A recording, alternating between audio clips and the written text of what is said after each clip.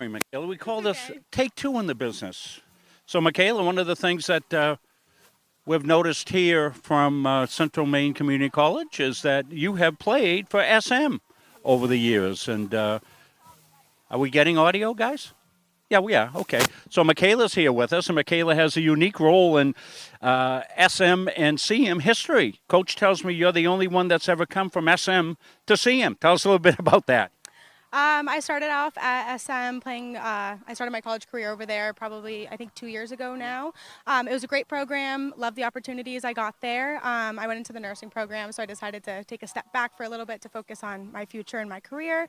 I played for a club soccer team this past summer, which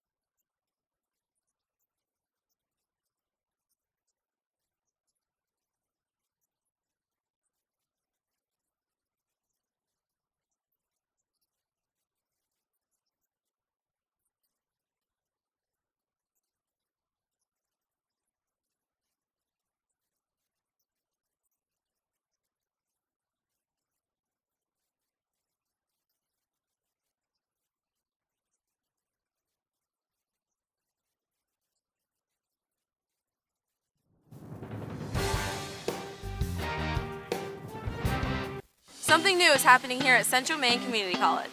Join us for our first open house and homecoming weekend, Saturday, September 27th. Future Mustangs, explore our campus and discover what CMCC has to offer. Alumni, come back, reconnect, and show your Mustang pride. Families and community friends, celebrate with us. We'll have games, food, and live events. Mark your calendars for Saturday, September 27th. Explore our campus and discover what CMCC has to offer. Alumni, come back, reconnect, and show your Mustang pride. Families and community friends, celebrate with us. We'll have games, food, and live events. Mark your calendars for Saturday, September 27th. And be a part of CMCC's first ever open house and homecoming weekend. We'll see you there.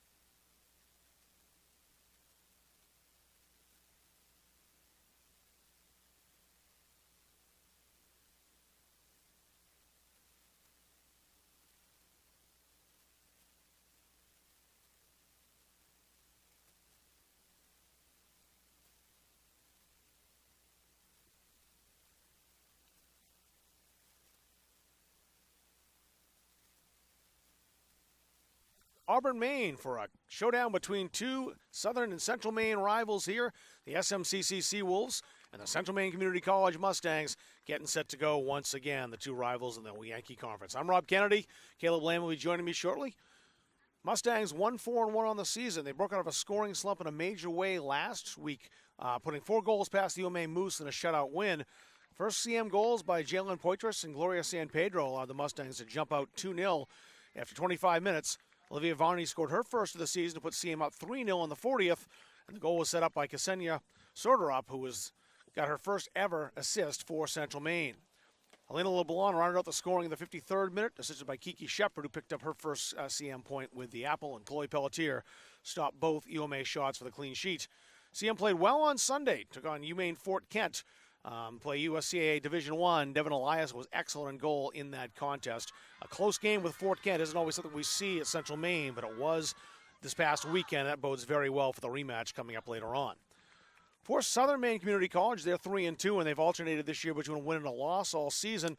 When they score, they win. Victories over CCRI 1-0, Baypath 4-0, and at Vermont State Randolph 6-0. Those are sandwiched around shutout losses to UMA, which was a 1-0 contest, and NHTI at 3-0. Seawolves lead the all-time series 22-5-2, but that's deceptive a little bit. They were unbeaten 15-0-1 in the first 16 games between the two sides. Just 1-5-1 in their last 7 versus CMCC, but the one was a big one. That was the 2023 Yankee Conference play-in game after dropping both regular season contests. Seawolves do play well here in Auburn, though. They won that contest here and a 2-2-1 over their last 5 games up here at Central Maine Community College. So getting set to go. Starters line up like this. The keeper for Southern Maine Community College, Aubrey Gilbert. On the field, Annabelle Fournier, Devin Kenny, Alexis Kelsey, Tiana Salazar, Addie Fiandaca, Riley Wright, Isabel Tanis, Jaden Eastman, Jocelyn Civiello, and Amia Braley. Devin Elias in the starting goal today for the Mustangs. Madison Valentine, Megan Remington, Michaela Martirano, Jalen Poitras. Lily Command, Bianca Gilmore, Heather Nelson, Olivia Varney, Kiki Shepard, and Emma Koch in the starting lineup for the Mustangs today. They're wearing the whites here at home. The Seawolves in the blues. They're attacking, Southern Maine is, from right to left. Jaden Stewart trying to work down that touchline. They play forward to Civiello. Moved away and chested down by Alexis Kelsey. Kelsey returning home here. She's an Edward Little High School player. Jana Salazar worked that outside. Fiandaca. Fiandaca's got some room down the touchline. Decided to go inside and challenge Emma Koch. And Koch stopped her. That's chipped high. Shepard tried the touch. Martirano. Back over the near side, Fiandaca. And now it's Jaden Eastman. Tanis. That's intercepted by the former Seawolf, Michaela Martirano. Trying to play that long towards Shepard. Braley played back to Aubrey Gilbert, the keeper. There's Martirano again. Heavy first touch, but it rolled right to Jaden Poitras. Poitras. Chip back to Martirano. It's intercepted. Martirano, a strong challenge to take that off the foot of Fiandaca. Koch quickly moved that ahead. And it's intercepted, and back comes Southern Maine, Civiello. Scratch that, that was Braley, 23, not 22. A little too much time on the ball there from Emma Koch before making up her mind where she wanted to serve it. And it's one thing SMCC is going to do a very good job of is closing things down in the midfield. They do not like letting teams get set up with any chance to shoot the ball. Well, that's a good ball. And Kiki Shepard might have a chance here, but it bounced up on her, and pressure from Devin Kenny turned that promising opportunity into a false alarm. Caleb Lamb now on the broadcast as the Mustangs cleared into the area. Out comes Aubrey Gilbert, and she'll pick it up. This game has a 1-0 type of feeling all over it to me. What do you think? To me, I look at this as going to be a very tight game, tough to score in, but it's a type of game where if the Mustangs can put one in early and force SMCC to counterattack, be a little bit less defensive, could be the type of night where that opens holes for more goals to come after the fact. Long delivery right at the keeper, Eliason. Holds on to that. No problem at all at the long shot from the far side. That was Annabelle Fournier who took that shot, the team captain, and an assist last time out against Vermont State Randolph. Trying the 1-2 there with Koch and Martirano, but that was well played by Fiandaca, who may have it outside now and does from Civiello. Addy Fiandaca, the rookie from Sanford High School, from Springvale, Maine. Civiello tried to square that inside. Devin Kenny was there. Now Martirano again. Martirano has Poitras going forward. Passes between Poitras and Shepard, though Shepard recovers. It's knocked off her boot. Poitras with some speed here. Poitras had it knocked away.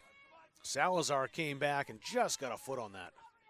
Tough thing to do there, be able to dribble at top speed, and you cannot have that one take a wrong touch off the inside or outside of your boot, and that one just dragged it too far to the left, allowing the defender to intervene. It's a throw-in. The Mustangs appear to have possession. They weren't sure for a moment, but there's Poitras back to take the throw for Central Maine. Martirano pops it high. It'll roll over the goal line. It's a goal kick for Southern Maine. Mustangs went unbeaten against the Huskies last year. They won 1-0 here in Auburn on September 18th.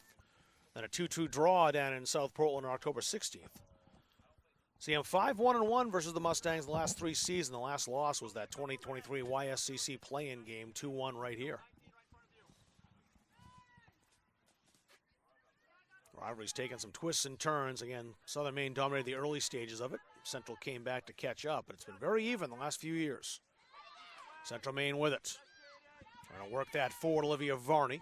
That deflects out to the side and rolls out into touch. That's the type of distance that head coach Rob Rodriguez wants his players shooting from there. Varney didn't really have time to try to take that one further over to the middle part of the box. Just needed to be confident enough to step in and rocket that one, but it is still early on here. Both teams still very much in the settling in stage.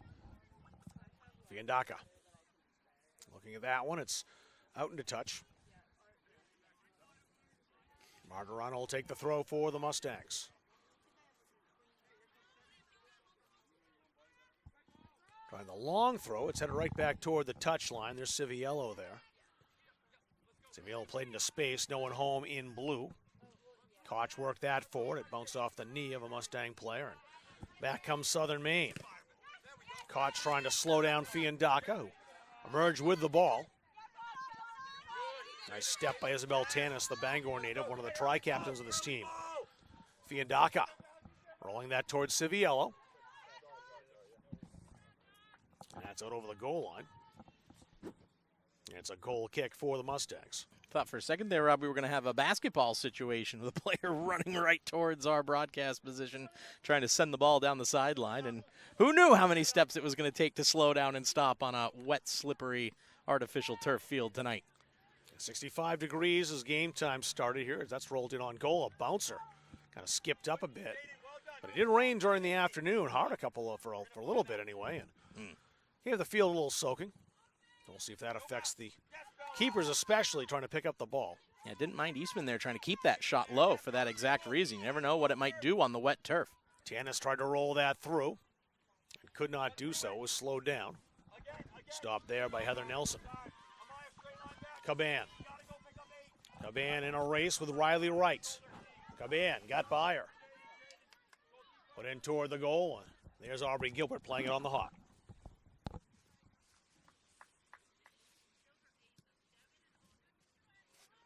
Caban out there on that left side who's not at 100% today. We'll see how long she's able to go. Got a little bit battered on the Mustangs' very hard-fought matchup against UMaine Fort Kent. Fell 2-1. We talked in the pregame, too, that the scores against Fort Kent have rarely been that close. That's a powerhouse. It has been a powerhouse program in USCAA Division I. But the Mustangs went up there and played a very close game. That's a nice ball through. It's too close to the keeper. Eliason gets there just in front of Fiandaca. Yeah, finishing your point there, Fort Kent just as likely to put 8 on the board as they are to put 2. So well, we'll see. Not in a bad loss weeks. at all. Fort Kent will be here on it's the next Thursday, the rematch. That'll be a fun one. Martirano hustles, kept it alive, and rolls into the area, and out comes Aubrey Gilbert again. Gilbert, no stranger to Munzing Media Broadcasts. She's a Halldale High School graduate. Covered her high school games quite a bit in the Mountain Valley Conference. She's taken on Devin Eliason, who she would have faced in the MVC at Rannocook. Down the other end between the sticks for Central Maine. There's Remington. Remington, a good battle with Kelsey. That's a Southern Maine throw. So far, hasn't really felt like either team has had possession nailed down, but there's certainly been a few more chances going forward for SMCC. They've been more willing to serve the ball into the area towards the front line. Try to play that into the area. It was blocked. Eastman back outside. The area again, Remington deflects that and rolls to the 18. Koch came up to play it. Martirano now. Gonna weave through defenders. That deflects off Poitras, but Poitras picks it right back up. Salazar staring her in the face. Poitras' pass was behind Kiki Shepard. Here come the Seawolves again. Tanis rolls that up the middle. She was looking to connect with Jocelyn Civiello. And roll harmlessly forward to Eliason, the Central Maine keeper. I don't know about you, Rob, but noticing Martirano very involved in the play, playing in that midfield attacking role rather than up front where she's been for most of the season thus far. So a little bit deeper. I'd call it a false nine if this was a 2008 Spain national team with their version of the 4-3-3. But That's of course, there's so many players advanced on the front line, it's not really working that way. But she's in that spot and able to, so far, use her physical play to win possession. Done a good job of linking things up between the defense and the forward lines. Only player in history that's played for both the Mustangs and the Seawolves at one point. Martirano, the transfer, played at SMCC in 2022. Scored a couple of goals and an assist for the Seawolves. Shepard turns back for the ball. Shepard has Braley right there. And Shepard fired that into the middle. That's not what she wanted to do, but it worked out okay for her. Now the Mustangs might get possession here, although it's cleared. Not out of danger, however. Poitras into the area, rolls all the way through. Olivia Varney had stepped up, but it bounced past her.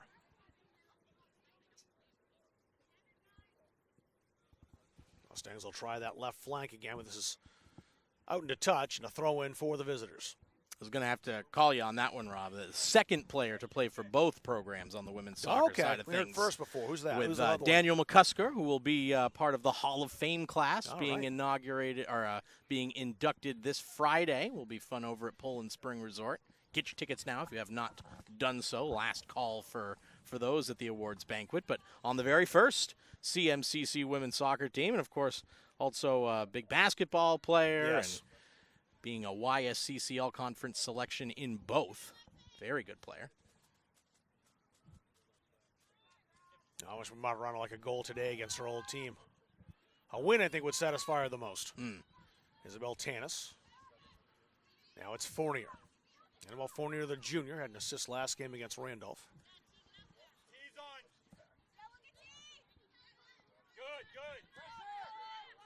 Now work it outside or try to. It's going to go all the way through. Fiandaka.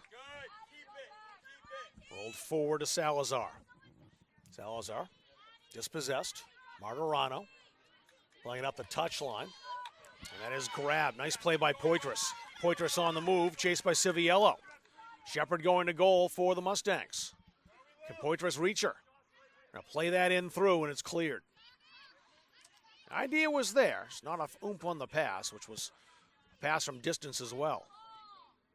Yeah, that touch from her taking her closer to the line. You had both forwards on the opposite side making back post runs. That was going to take a rather special ball into the box to be able to find them across 2 or 3 defenders. Devin Kenny was right there defensively, played that one perfectly.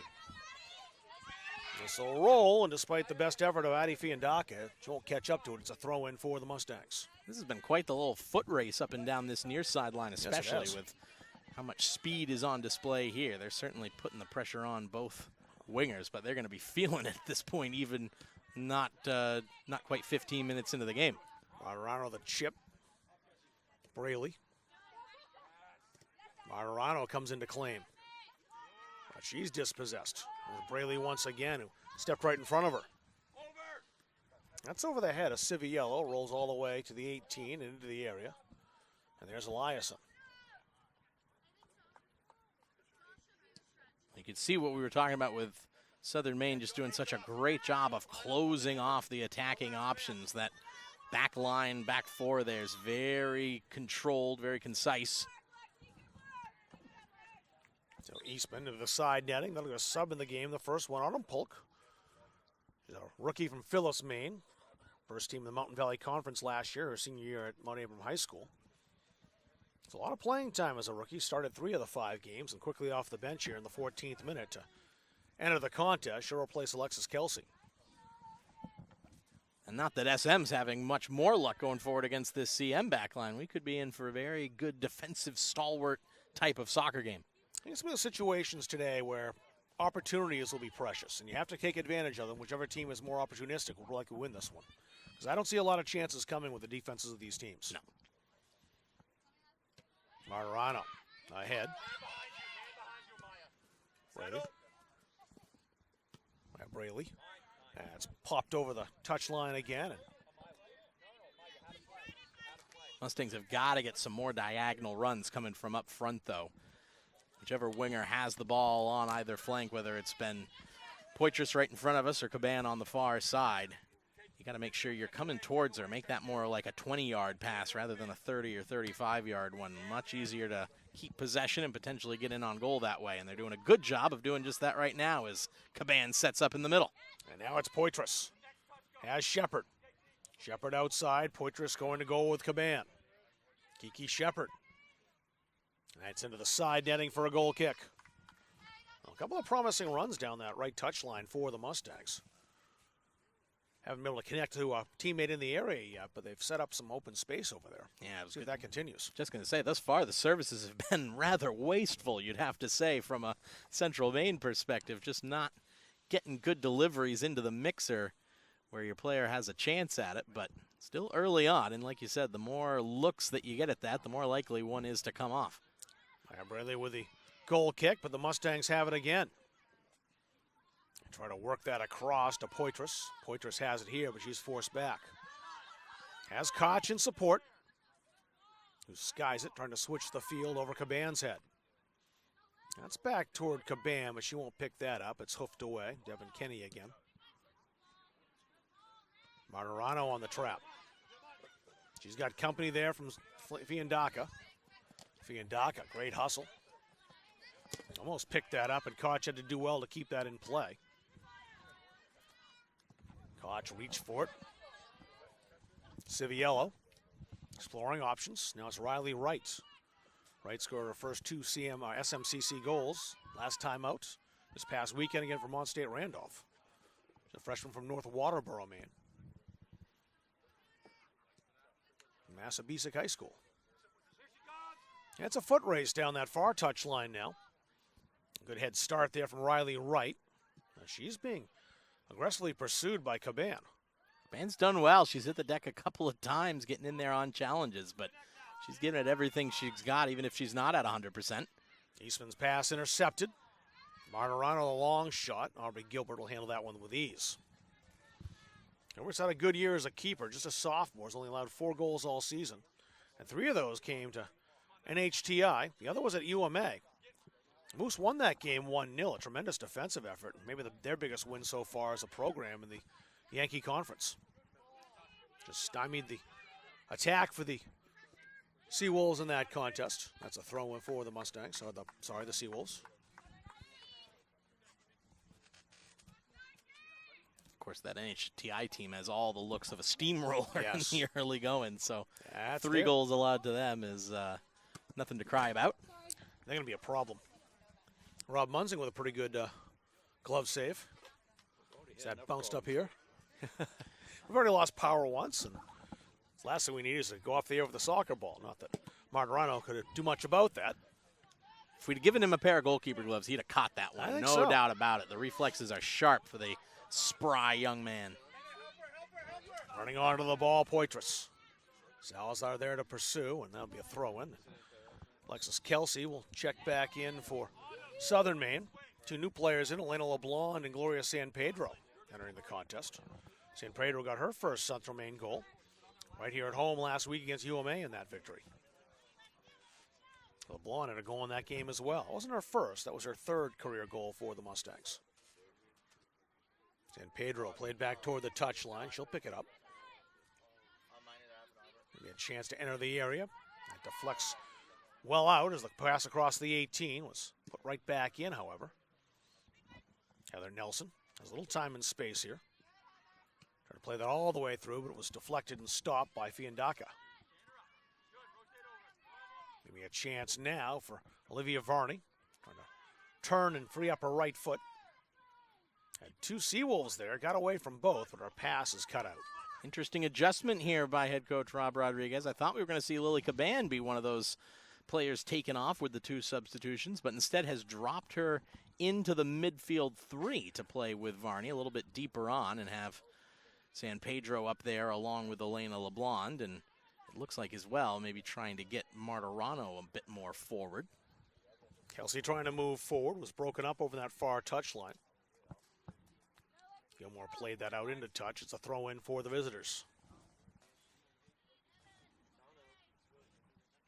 Busy week for the women's team here as they've got game tonight. Scheduled for a game with Word of Life as part of a men's-women doubleheader on Thursday. We'll see what the weather forecast has to say about that. Then a beautiful day for Saturday. Another doubleheader coming on that day as well. As in town on Saturday, Paul Smith's College. That's Central Maine homecoming on Saturday. Homecoming and open house going to be a very, very Yes, busy day going on with all the sporting events taking place. Baseball, softball both playing that day as well. Be a quick turnover here as they both play in the same field. Seawolves trying to pass that to Polk, who just came in. Polk has it. Polk shoots and didn't miss by much as that hooked just the wrong side of the upright. First solid chance goes to the Seawolves, and Autumn Polk very close to her first goal. Fell nicely for her in a decent area of the field, but just couldn't put that shot on target. Sometimes that's all you really want to do in the early going is test the keeper's hands and reflexes when they haven't had one on target yet. Tanis will try to test now, but that's blocked. Seawolves with it again, though. Probing and working outside. That's Autumn Polk again. Just had that scoring opportunity. Trying to find Eastman heading into the area. Eastman gets there, but too late. Well done, Autumn. Good run there. Good job. A goal kick for the Mustangs. Be very curious to see how well this goal kick is taken. Emma Koch is going to do the duties here. Herself a converted goalkeeper. Saw some action last year as a freshman, but did play mostly as a defender. Decent distance, but right to Tanis, who heads it forward. Polk. Good challenge. Yes, Bell. Another good challenge, too. That time, Tanis on Koch. Tanis using her speed. Fed into the area. Clear, but not out. Not out of danger at all as that shot by Polk. More of a pass as it drifted across the face of goal. On that far side is Caban again, who's dropped back, and she'll drop it off and rush forward. She was the intended recipient of that pass, but it's out into touch, and a throw in for the Seawolves. See Southern Maine starting to turn the screw a little bit, keep the Mustangs hemmed in their own end. Difficult getting out of this attacking third, and that's going to be dangerous if they can't make sure they get those quick clears for this remaining halfway through the first half. Varney played that, or Nelson rather, played that out for a throw. Alexis Kelsey is over to take it. Oh, they'd call that a corner. Looked like a throw. Well, they were setting it up. It is a corner. First of the game for either team. So Kelsey trying to swing this away from goal. And that's deflected right up into the area. Could be a dangerous chance now, but the bouncer a little tough for Polk. She recovers. Has support from Salazar. Yeah, Salazar the shot from distance. And the one hopper will be a corner.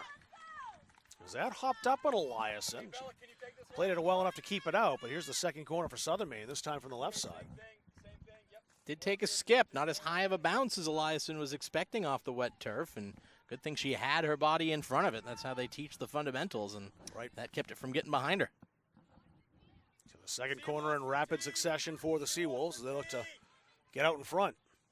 They'll play that back to Salazar, who's got LeBlanc approaching. Skied into the area, right by the 18, headed back. And the Mustangs look to clear. Look at a second opportunity here. Caban had it and lost it. Caban rebattles and claims it again. Good ball ahead to Olivia Varney. She's got some space to advance. Varney with San Pedro and LeBlanc going to goal. That's LeBlanc. It was knocked away from her by Kenny. Martirano plays that out for a Mustangs throw. 24th minute here. Not many opportunities yet. I'll pop that into the area. No opportunity there that time for Heather Nelson. Oh, scratch that. That was LeBlanc, 12. Koch with a tackle. She sent Polk down to the floor. It rolls into the area. May have been a chance there for LeBlanc. I don't think she saw it coming in time. I think a little bit too fast across her position. That was really arrowed more towards the back post, but I don't think Caban got a good break on it as she has stepped a little bit further forward here. Easy pickings that meant for Aubrey Gilbert. Also should shout out Madison Valentine in the defensive part of this midfield three, as she has done a good job of challenging possession in the middle, has forced SMCC to go wide down these corridors. Played across. They're looking for Polk. Polk again at the 18. Has a chance to turn. Had three defenders in her way, though. Excellent work by the Mustangs to cut out that chance. Now Martirano. LeBlanc trying to stay onside and to back up. And that deflects. There's San Pedro. Be a chance now as the Mustangs send more players forward. Martirano. Outside, now fed into the area towards San Pedro. That's cleared. Great job by Braley to win that battle in the middle. Maya Braley wanted to make sure I didn't misidentify her, but she's moved into the middle and made a great play. Here's Tanis. Not a bad ball, but it skipped forward. Idea was correct. Wanted Riley Wright, who was going to goal, number 18, the freshman. With the wet turf, you do have to adjust how you take these long-distance through balls, as that one's well cut out by Nelson, or Gilmore rather, striding forward, because if you are having an attacker that's really starting their run from the edge of that attacking third, you got to put height under the ball, let it settle off the ground. If they're making the run from, say, closer to the midfield circle, then you got to strike it low, let it skip ahead for them to run onto, and it can be tough to judge and get the correct spin on the ball, and you're battling the conditions of the field almost as much as the defensive back line. It's a fast track out there tonight. There's no question about that. Mustangs were offside, so the Seawolves get the kick.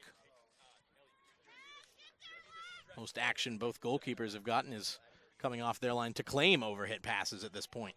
Remington knocks that out into touch. They're going to try to get the sub Ellie Schlichting into the game. The referee in the field didn't see her. Maybe now.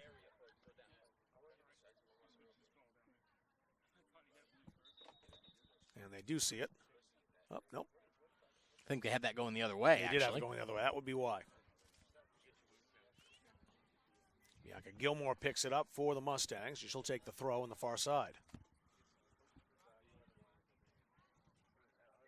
San Pedro won't get that. Played forward again, cut out by Olivia Varney.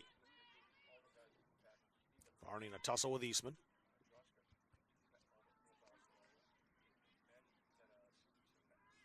Out for another throw. Once again, it'll stay in possession for the Mustangs.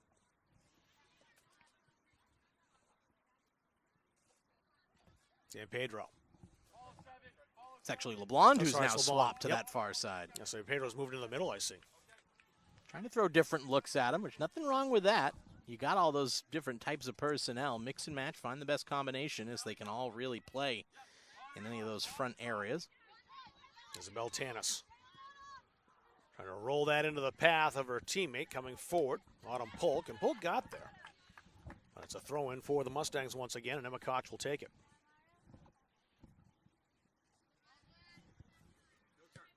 Martirano showed too much that time to Polk. Tanis. Might be trouble here, but the Mustangs there to pick that up. Viandaka. Challenged well by Remington. Continues her impressive play on the back line. Gonna play that through. Might be a situation here for the Mustangs. Martirano there now. San Pedro's all the way over on the right side. Salazar watching for Southern Maine. Now up top, Caban. Fed into the area. Trying to turn and fire, Elena LeBlanc. And again, the Mustangs right there on the edge of the area. Couldn't get through. Polk. Civiello. Fiandaca in the middle, watching. Played forward by Riley Wright. Head right back in her direction. Wright back in possession. Down that touch line toward Kelsey. Kelsey has the ball in play. Kelsey advancing. Can she keep it alive? She has. Fires that into the side netting, and that'll get Ellie Schlichting into the contest.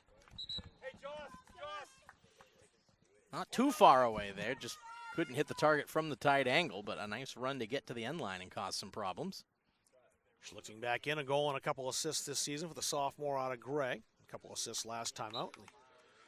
Win over Vermont State Randolph. Touch on the goal kick. In the 29th minute. This game will be a war of attrition. Who will cash in the opportunity?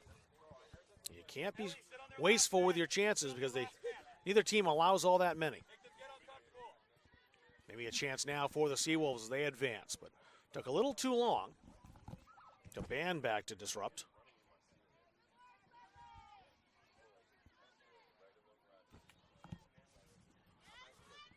Now it's stolen. And the Mustangs try to force their way toward the goal. No way through. We'll say, Rob, so far no one's really been able to win those one-on-one battles that you really need to open up the space and create a solid goal-scoring chance. And that's a credit to both the defenders and the midfielders that have won those challenges. Can't afford to put a foot wrong and give a shooting lane, and both of them are well-drilled units by both these coaches who have been around this conference for a long time. Varney the high throw. She'll get to do it again.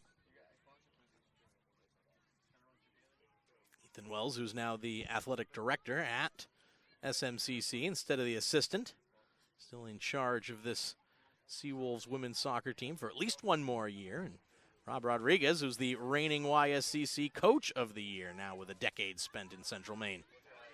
These two have met quite a bit. Yeah, it's a lot of work to be the head coach and full AD. Sure, Dave Gagne would agree with you. Yeah, he does the same thing in the wintertime with basketball. That's right. And it's not really the wintertime anymore. No, it's early really, October starts for basketball as well. Yeah, it's a good 4.5 month season. Playing long ball here. Maybe it's a chance. Can LeBlanc get to it? She does. Played off the volley, and it's over the crossbar. The best chance so far for the Mustangs. But it's a goal kick for SMCC. Boy, they've been waiting for exactly that opportunity. A good ball over the top with the forward starting even with the back line.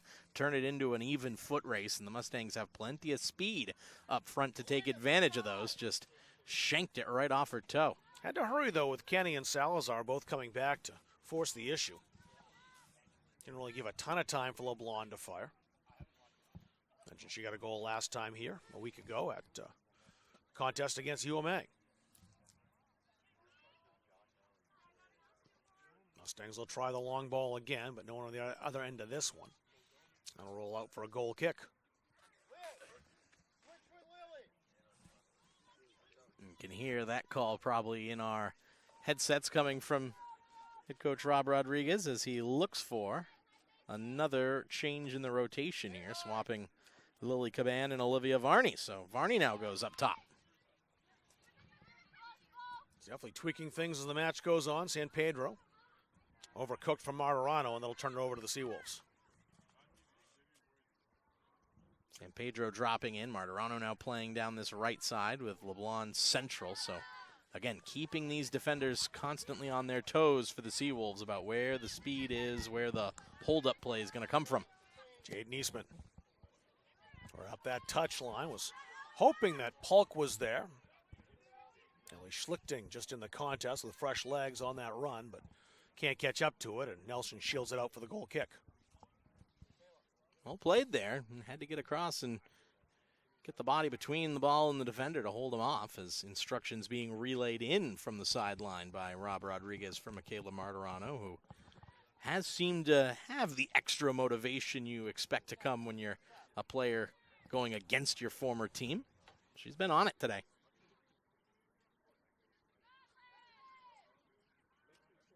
Slip over on that far side, but nothing comes from that. Well done throw-in. by Varney. I was going to say, to get back in front of that. Don't allow that ball to be served in. Keep them playing with it around their back line. Now a chance for Kelsey down the touchline. Something going now for the Seawolves. Ball across the face of goal. Autumn Polk runs it down, but the flag is up for the offside. And the golf cart of Athletic Director Dave Gagne goes buzzing off. I'm guessing that clearance on the far side by Varney cleared the fence to head out towards the road. Another goal kick for the Mustangs. Not a hard task keeping track of shots so far, I wouldn't think, Caleb. No, right now, I mean, as we look at how this game is summarized, I've got a 6-2 edge in favor of the Seawolves, but the 3 shots on target for Southern Maine, none have really challenged Devin Eliason, and you can say the same thing for the one long distance effort from Martirano that was on target against Gilbert. And these keepers have, well, let's say if they had skipped the pregame stretch routine, they would not be in danger of muscle cramps right now. No, they haven't had a whole lot to do, except, as you mentioned, come out to claim long through balls that no one's on the other end of and make goal kicks. Koch. Physical play by Schlichting. But Caban on it now for the Mustangs.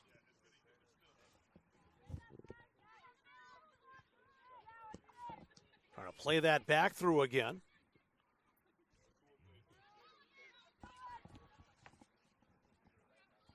There's Remington. Stopping the Seawolves in their track. She'll bring it forward. Remington. They let her advance. Played right into the middle of the pitch. Popped outside to the near side. Martirano.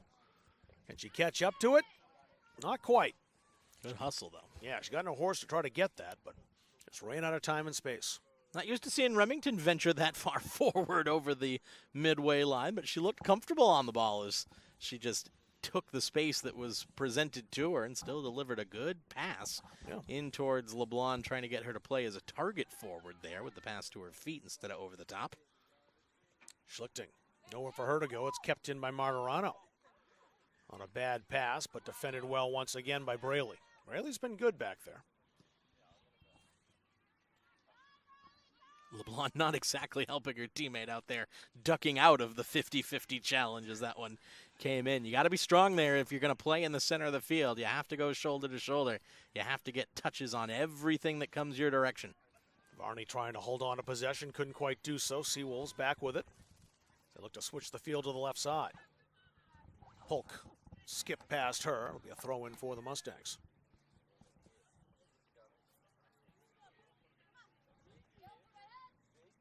Koch with the throw. Miscommunication with San Pedro. Played it right to Eastman. Koch again. Martirano tried to chest that down. It bounced right to Salazar.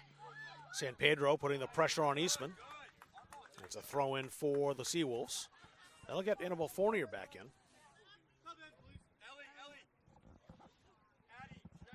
And Fournier in for Ellie Schlichting. So they'll trade places once again as Schlichting can come in for her teammate Fournier in the first place. Schlichting a couple of minutes cameo on the field there, just a spell. Played down the touch line, kept alive by Fournier just back in. Tanis.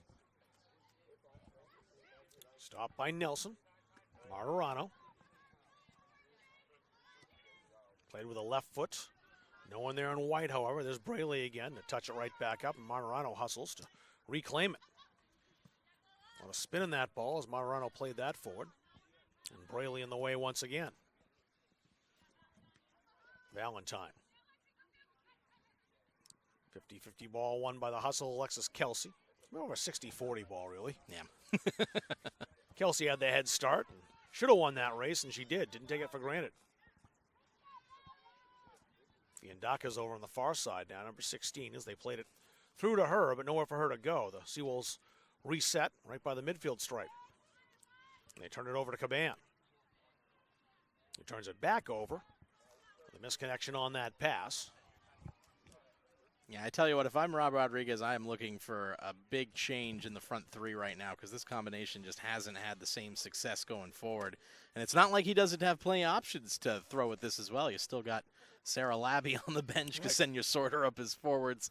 They've got lots and lots of pieces to find the working combinations.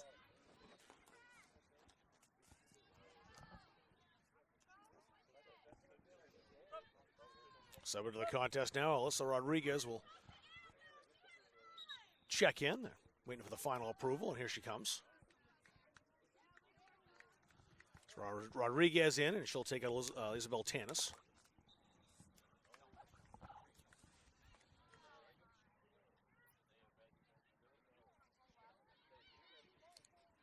Spins in the middle of the field. Rodriguez there. Open space on the left side. That's where the Seawolves will play it. Polk has Salazar arriving. Salazar with space heading toward the corner flag. Polk again. And in the keeper's area, now it's San Pedro looking to play that outside of Martirano. Couldn't get rid of it quickly enough, and Salazar over to steal. Koch wins the throw for the Mustangs. I think they're going to call that a handball and put that on the ground. Yep, it was. So it's a free kick instead. We've not seen many whistles from the referee so far tonight. Not a lot of fouls. It's been a good, well-contested match, but it is about what we expected to this point as we head towards halftime of still scoreless and still not many chances on either end. Game in need of a goal to break it open. Opportunities few and far between so far. Great hustle by Martirano to hold on to that and deflect it off Polk. Martirano, the long throw-in. Salazar played off the top of the shoulder. Fournier. Seawolves look to switch the field, but they turn that over to Livia Varney. A roll all the way back to the defense and blast it away. Heather Nelson stepping into it. Jaden Eastman. Oh, that's a good ball. And a chance now for the Seawolves. Oh, Eliason out to make the save. She's out of position, though. The Mustangs need a clear, and they get one. That's the best save I've seen Eliason make here at home. Let's see it again. What a stop this is, because as you said, that's a great ball through. You needed the low one from distance. Timed it perfectly, but Eliason, no fear, throws herself to the ground, gets a little extra boosted speed on the slide from the wet turf, and denies that hard-hit low shot point blank. Zadie Fiandaco took that shot, and she's looking for her first SMCC goal. Has an assist in September 14th against Bay Path. But a great scoring chance there, snuffed out by Eliason. A tremendous save. Varney rolled past her. Seawolves winning the possession and territory battle now. And with it again, worked outside. This one will get all the way out into touch for a Mustangs throw. Hey, they want to play quick here. A couple of former Mustangs down that far side, or down this near sideline to the far end of the Mustangs bench from last year's team. You got All-American goalkeeper Emma Knowles, as well as former striker that are just kind of taking this one in and cheering on their former team. But I tell you what, Knowles would be impressed with that save from the young freshman there. That was a good stop. Martirano. Salazar wins that one-on-one.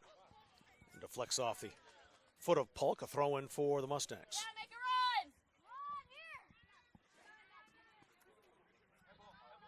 Dodge the throw. Caban lets it ride. It's a Mustangs throw.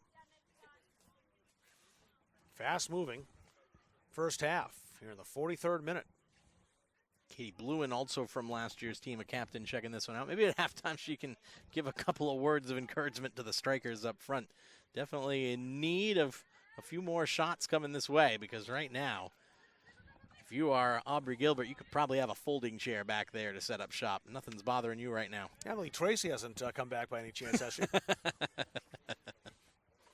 Samantha Bellardo around? It is homecoming after all this weekend. We've been spoiled here as far as strikers the last few years at CMCC with All-Americans and record setters. And Martirano don't jumped that time, but she's still in the fray. Koch has it hop past her. She's got support there from Heather Nelson, who comes back to defend. That's off Fiandaka for a throw.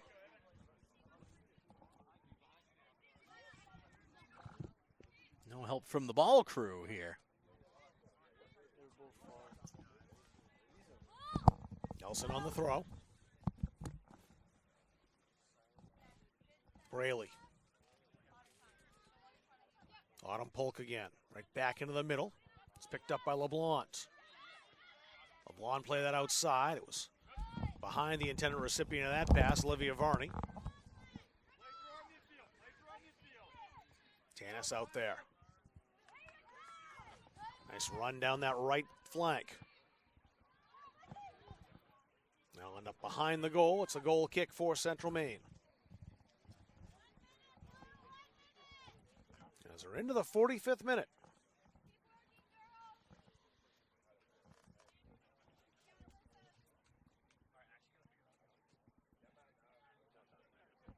This gets past San Pedro. It was played down by Rodriguez, who played that back.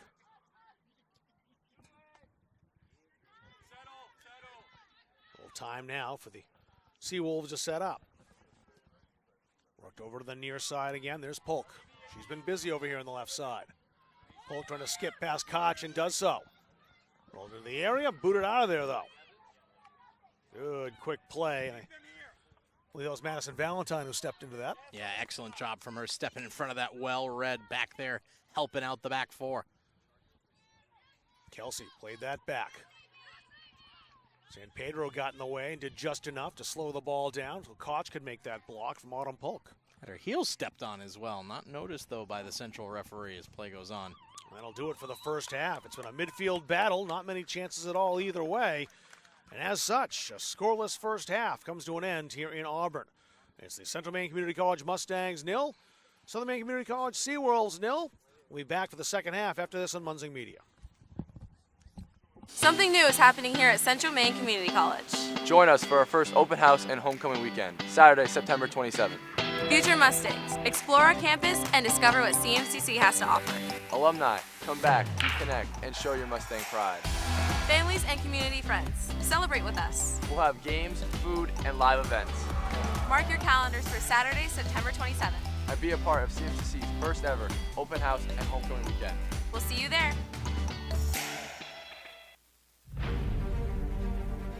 The USCAA provides our program exactly what they say, a chance for small colleges to compete. It's leveling the playing field for everybody.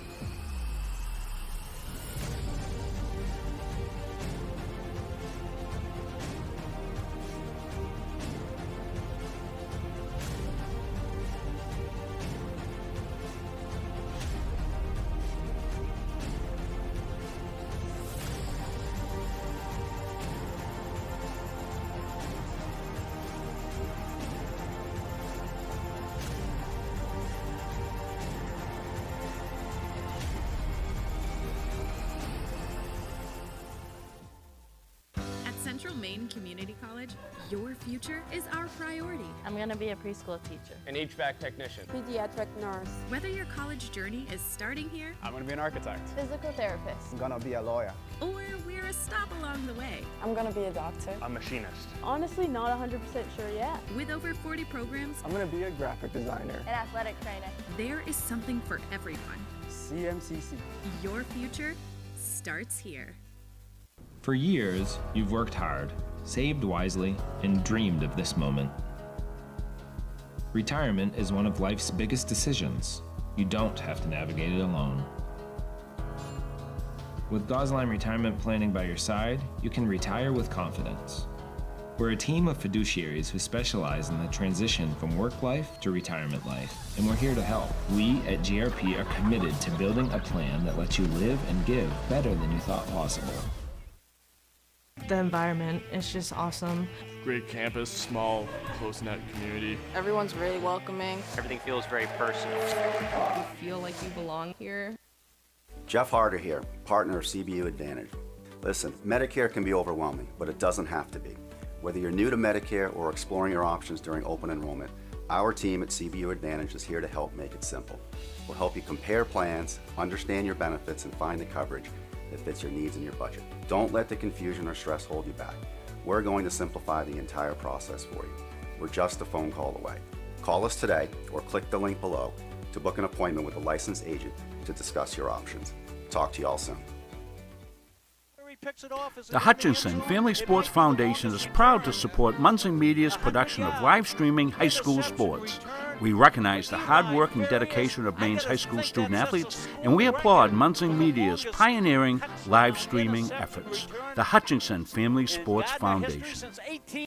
Our goal in public service is to improve the quality of life in communities. This is the Public Service and Social Sciences Department. We originally started with criminal justice, and then we added more programming. I'm in the forensic science program. I want to become a state fire investigator. State trooper. I want to be a game warden. Forensic psychologist. Behavioral health professional. CM offers a lot more hands-on learning than most places. The only way to give them that experience is to do that through immersive scenario training. To actually dust the fingerprints. Learning how to go through, take pictures, what to look for. We are the only college in the state of Maine that offers a third-year advanced certificate in police operations. It is a great way of excelling your career and jump-starting you onto that path. Public Service Simulation Center allows us to fully implement an immersive training environment. Can I see your other hand? You just don't want to get boxed in. We teach de-escalation and empathetic communication to better address community needs. The instructors are awesome. They really care about our education. We have people that teach who have been members or are actively members of these industries. This is a one-of-a-kind program. It's prepared me to have a step up in my professional career. Here at the school, they're really invested in our education. It's a nice environment.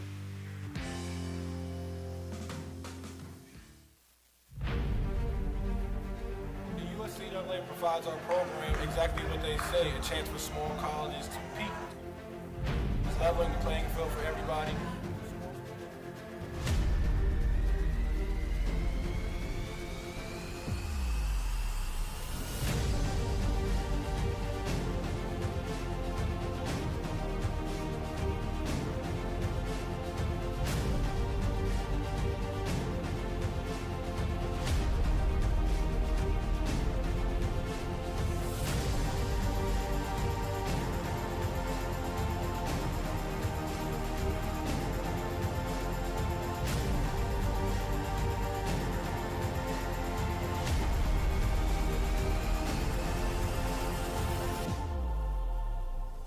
It provides a great opportunity, just the fellowship amongst athletes, get a chance to play against some different teams that typically don't get a chance to play against from different regions, different parts of the country. It kind of gives you an opportunity to kind of see where you're really at against everybody. Really good. Like I said, just a great environment, well-ran tournament. It's a pleasure to be part of organizations like USCA.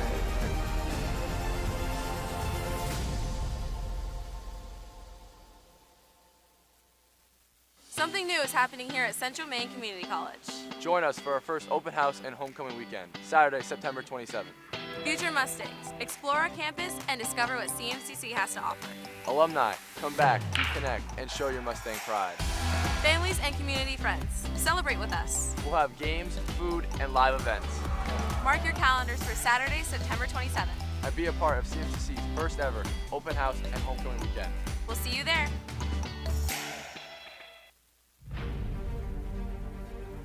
NCAA provides our program exactly what they say, a chance for small colleges to compete. It's leveling the playing field for everybody.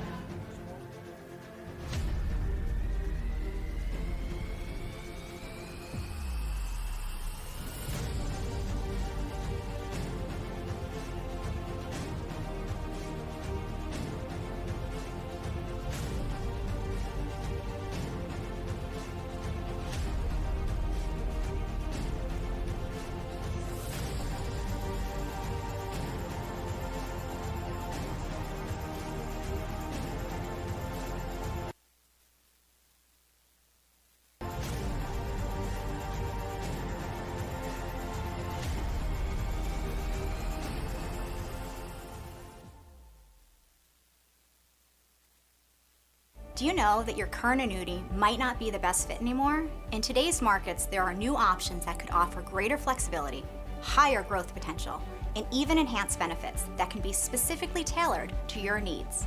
Upgrading your annuity doesn't just mean better rates. It's an opportunity to explore these new innovative options designed to help you get more out of your investment. Don't settle for outdated terms. Contact us today to learn how upgrading your annuity can open the door to better opportunities in your retirement.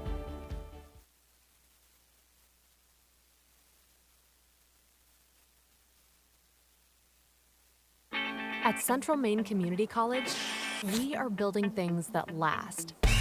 We're investing in technology, new facilities, and offering more degree programs than ever before.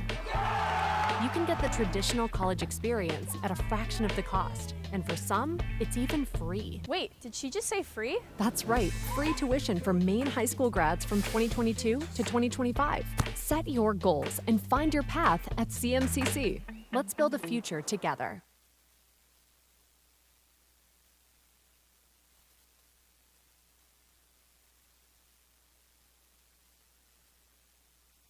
We're going to be joined here at halftime by Alfie Bashford of the men's team. Alfie, I'm going to slide over next to you here. Yes, sir. And as I'm doing production and this halftime interview here.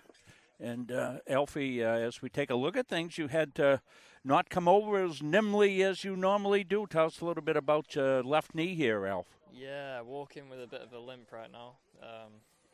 Not 100% sure because we're yet to have the scan.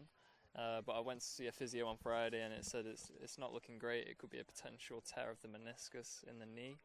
So that could, again, depending on how bad the tear is, rule me out from anywhere from 5 to 6 weeks to 5 to 6 months. So. Oh, geez. Yeah, so we're keeping our fingers crossed here. And I know everybody across the pond that tunes in to see our games, we got quite a following over there across the pond, as we like to say, and That's right. I know everybody over there is pulling for you, Alfie.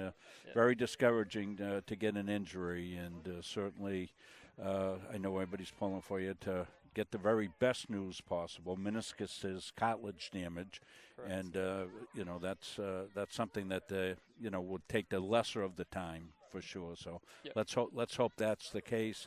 Let's take a look at the team here. Off to another great start this season. Went up to North a little banged up, not just yourself but a few other guys, and played a 1-1 draw against the Bengals up at UMaine Fort Kent, and they're always a tough opponent anyway, and going up shorthanded wasn't the easiest thing to do. Yeah, absolutely. I think the game midweek on Thursday was a tough battle, as evidently coming out with the amount of injuries that we did, but managed to hang on to the 3 points, which was huge. Going down to Portland is never easy, and to go up to Fort Kent as well, 5-hour trip in the morning to play the same day, and then the trip back.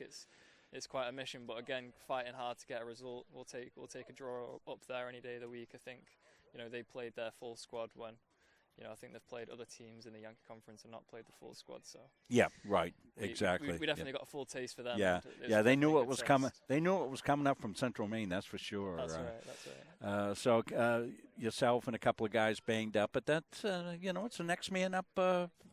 Philosophy here, right? I mean, you've got the depth of the talent, and you've got to be able to step up and play. Yeah, 100%. I think we've shown really good signs of depth in the squad so far this year.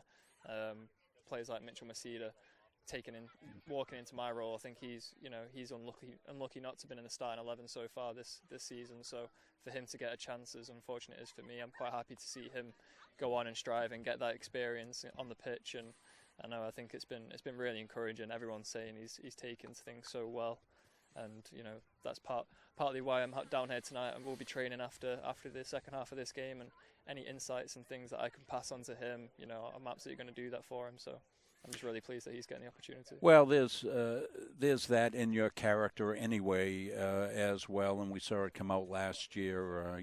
Trying to help others out, and you've got your position back there. You see the whole field, and so you've got a kind of a coach's mentality as it is anyway, and certainly that's what you'll be able to continue to do as a leader of the team. And we hope you get the very best news that you possibly can get, Alfie. And we'll see the team here on Saturday as part of the homecoming festivities, a full weekend of games. Just to let folks know, what we've got going is we're going to start off at 10 o'clock in the morning. We're going to have a doubleheader of softball, a single 9-inning game of baseball, and then magically the fences will disappear. The soccer complex will come in. We'll bring Rob Kennedy in from his home in Monmouth, and we'll have soccer all afternoon. So a long day for the old guy here. What more could you ask for? I know. It's going to be fantastic. As long as they don't try to slip a volleyball game in there somehow. I don't know how we would cover everything, but we'll be here for all four of those contests. Well, let's see, 1, 2, 3, 4, 5 contests, actually, doubleheader. Yeah, so we'll be here for that. So that'll be fantastic on Saturday. Weather looks good. I got Word of Life coming in here Thursday night. That'll be a tough test. Word of Life, one of the good programs in that you play on your schedule as well. So doubleheader action Thursday night, weather permitting. I just took a glance at the advanced forecast, and it keeps the rain keeps upping up, so over an inch of rain on Thursday. But the turf could go. Doesn't mean we can go. As if the rain comes straight down, we're probably okay. But any blowing rain is, everything's open here. So we'll do the best we can. Alfie, you're the best, buddy. Hey, and wish you luck on your rehab. All So the best. Rob Kennedy, Caleb Lamb will rejoin us here in the broadcast pavilion here on the turf here at the complex, and I will slide over, take the headset off. I'll go back into my production role, and we've got a 0-0 game here, winding down, under 30 seconds left here at halftime. I'm going to disappear out of your sight. The picture will change it out to the field here, and that will put us in good stead. There we go, and we'll bring Rob and Caleb back in. In fact, why don't we take a quick pause? We'll have a quick break, and then when we come back, we'll be second half action here after this. At Central Maine Community College, your future is our priority. I'm going to be a preschool teacher. An HVAC technician. Pediatric nurse. Whether your college journey is starting here, I'm going to be an architect. Physical therapist. I'm gonna be a lawyer. or we're a stop along the way. I'm going to be a doctor. A machinist. Honestly, not 100% sure yet. With over 40 programs, I'm gonna be a graphic designer. An athletic trainer. there is something for everyone. CMCC. Your future starts here.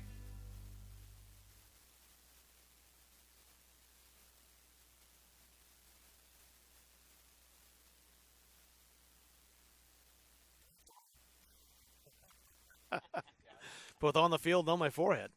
But under this tent, you really can't see too well with the lights being blocked by the tent. So when it starts to get dark in the second half, it's the way I can still maintain my vision here. Rob Kennedy along with Caleb Lamb. Rob Munzing doing our production once again. Second half action. And the light went off. There we go.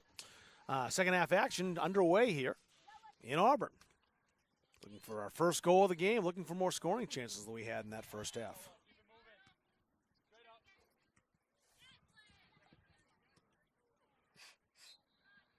Foul call. We haven't had many of those in this contest.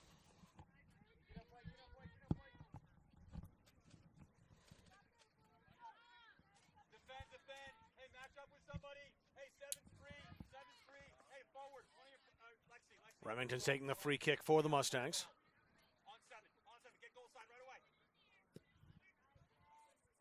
Now, crowd over there on that left side. Varney was the closest player, but she might have this. Good work, though, again by Braley. Braley has been the counterpart to Remington as far as the stalwarts on the back line. Just breaking up plays. Gilbert's out. And the ball toward the goal line and cleared off the line. Oh, close. Very close. Gilbert came out to make the play, and then coming over to blast that off, Riley Wright. I don't think that was a shot. Was just trying to flick it in behind the keeper for someone to run onto and knock it in. He's rolling toward the goal line and a chance for the Mustangs at Wright. Cleared that out of danger. Find Caban here. Varney's down. Cleared back up the pitch. Civiello. Now a chance to counter. Fournier. That's broken up and booted away by Gilmore. Went through Martirano, who was playing the right side in the first half. She's over on the left side here in the second half as that tumbles off the table, and it's a throw in. Bianca Gilmore's over to take it.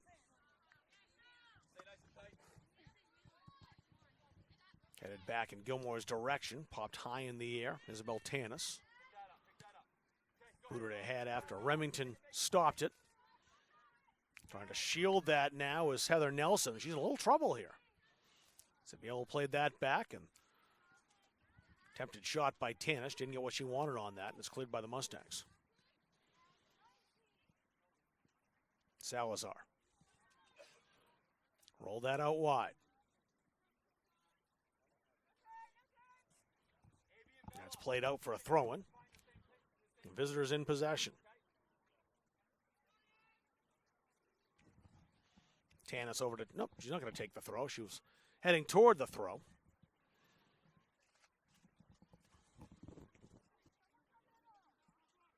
Go ahead again, but the flag is up for the offside.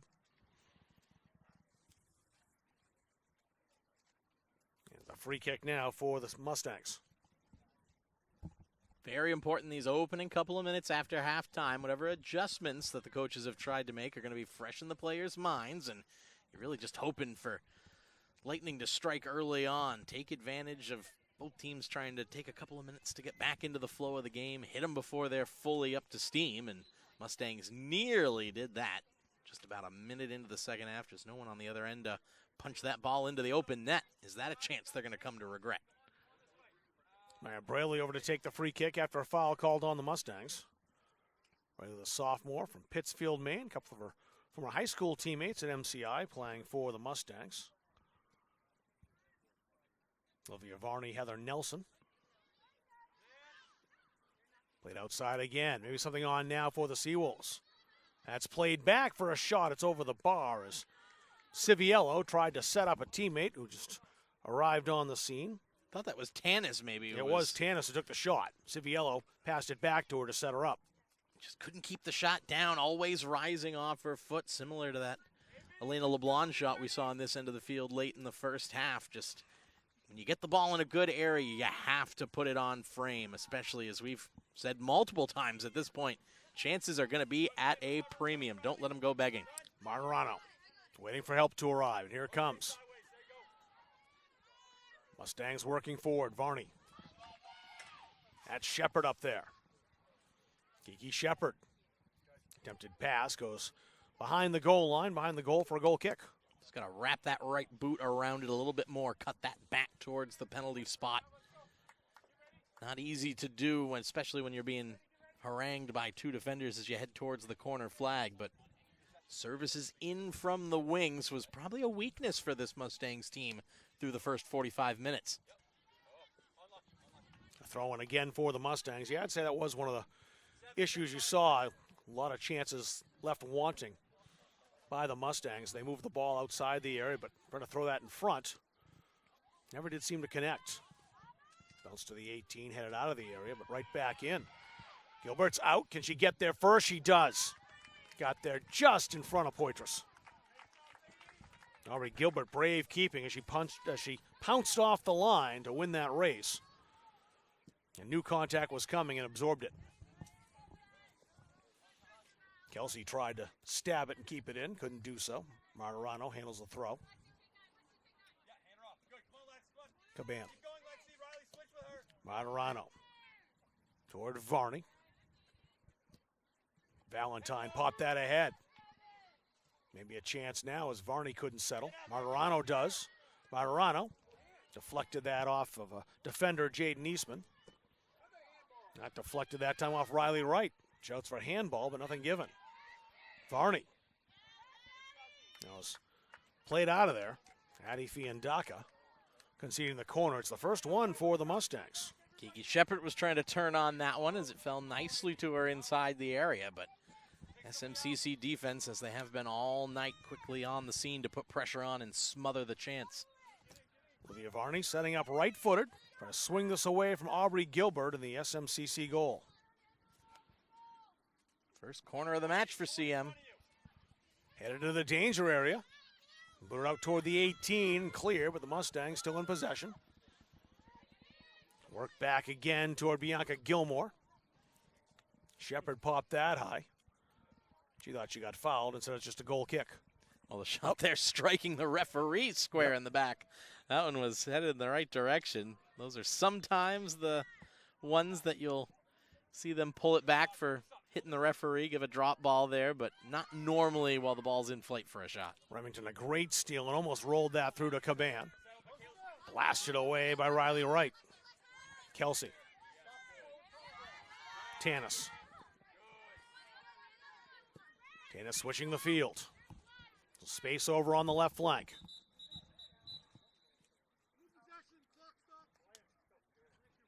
Clock going to stop here. Yeah, it looks like an injured player for the Mustangs. Yes. Oh, my. And McCotch is cut. Cut pretty severely there. My goodness. That'll bring Magdalena Strickland in to take over for Koch. I didn't see what happened to her. The ball must have hit her. I think just caught her right up underneath the nose. Must but have. My goodness, that opened up a faucet of blood. Good. Classic captain, though, thinking team first, hustling over, bending forward, keeping the blood off the jersey so her coach doesn't have to work too hard in the laundry post game. Try to connect to pair of players on the near side. Kelsey was the closest to it, but she couldn't run it down. It's a goal kick for the Mustangs.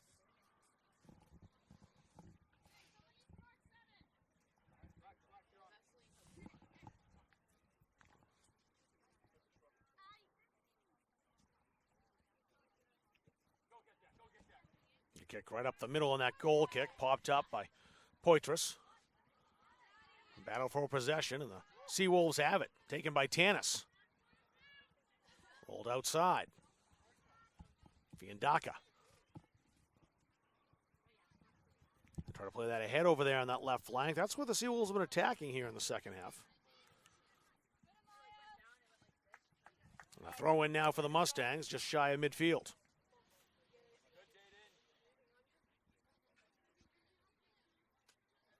Well, both these teams have played close, hard-fought, tightly contested soccer games this season.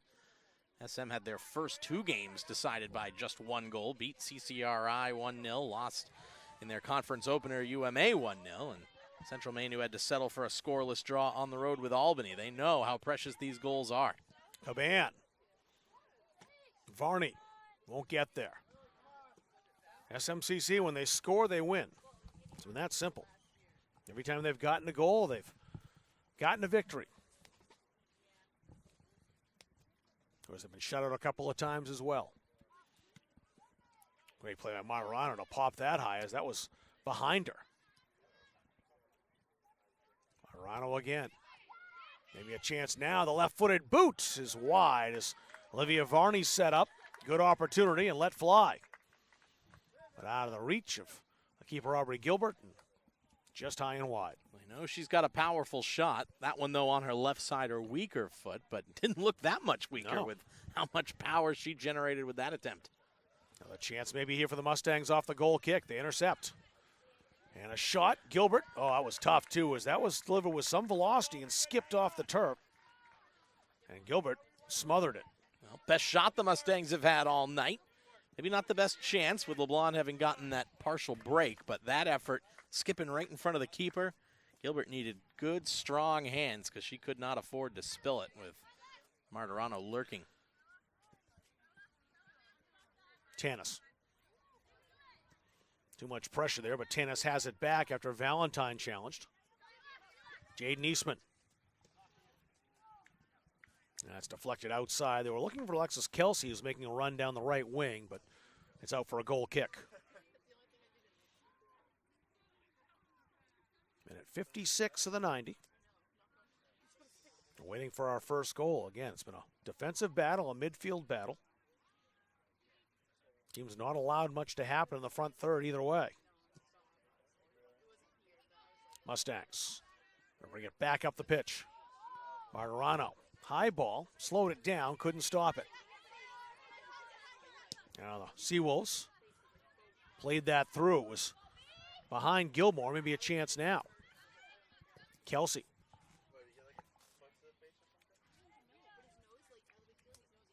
A sub coming in, two subs in fact. Autumn Polk back in for the Seawolves, and Riley Pelletier entering for the first time for the Mustangs. Madison Valentine out. And Annabelle Fournier also getting a rest for the Seawolves. Palantir is going to spell Valentine at that defensive mid position. As we close in on the hour mark, you're trying to make those first changes after halftime. Another one who's into the game for the first time today, Milena Strickland, after subbing in for Koch. That's a good ball down the flank from her. Mustangs trying to set up the attack. Worked outside and played up that far side once again. Good race going on here, and it's won by Strickland. Strickland is the Swiss Army knife style player, the Lowell, Massachusetts native, who can play in all three areas of the field, and type of player who can be just as comfortable venturing forward as they are sitting back on defense, and doing a good job spelling Koch while they attend to her on the sideline for that bloody nose. Ball in no man's land. Coming back to take that is Michaela Margarano. Play that up the touchline. Gilmore, popped high. Poitras worked that back to command. Unconventional but effective. Now Poitras on the run. She'll have company out there as Condon is arriving. Scratch that. That was Kenny, number 8, not 9. Gilbert down to smother it on the turf. Good low ball across there, but as you said, keeper did well to get down and take away the passing lane. Need to fire that one in with a little bit more velocity to try and pick out Shepard at the back post.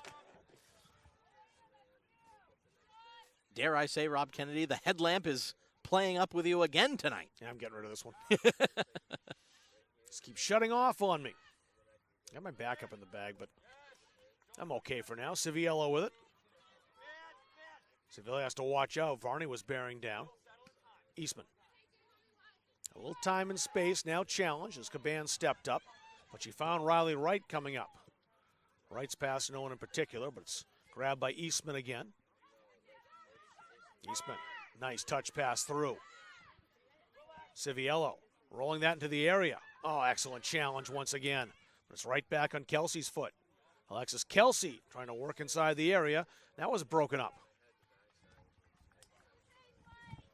Oh, excellent defensive challenges for the Mustangs. Gilmore did a great job of helping out as the covering defender. Just couldn't quite drive it upfield with the left foot. Gilmore and Remington both as Civiello's shot deflects on goal. And Eliason Alert picks it up at the near post.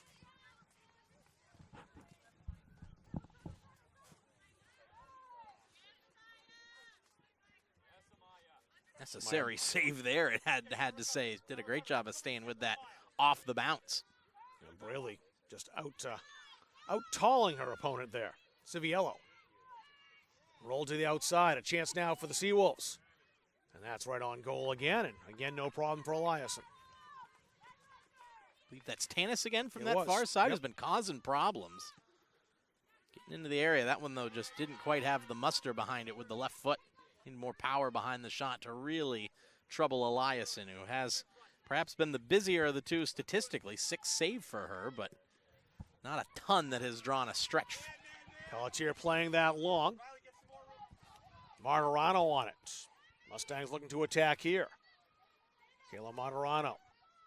Right footed to the edge of the area. It hopped right through Poitras. Oh, that was a beautiful ball in, and there was just no trap on the other side. Pelletier again. Deflects off a Seawolf player and grabbed by Kelsey. And the race on the touchline. Fiandaka. She's racing Gilmore. Gilmore wins the race, playing it out for a throw. Now we get the Mustangs to get back and take shape defensively. Jade Niesman will come over to take the throw. Past the hour mark here, 1:61.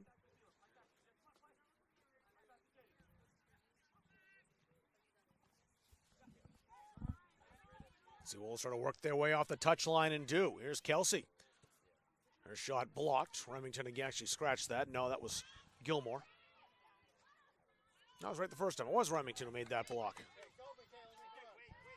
Poitras waiting for help. Battle of 15s there, won by Salazar over Olivia Varney. Look at Kiki Shepard coming back to the ball on that far side, winning a tackle. Good work by the Offensive specialist coming back and reclaiming the ball. Maybe a throw-in for the... Nope, stayed in play. Sorry about that. And the Seawolves now working forward, but that'll get broken up over on the far side once again by Heather Nelson. Nelson's had a couple of challenging touches on her left foot tonight, but did well there, winning the race to the loose ball over the top and got the timing right to clear the danger.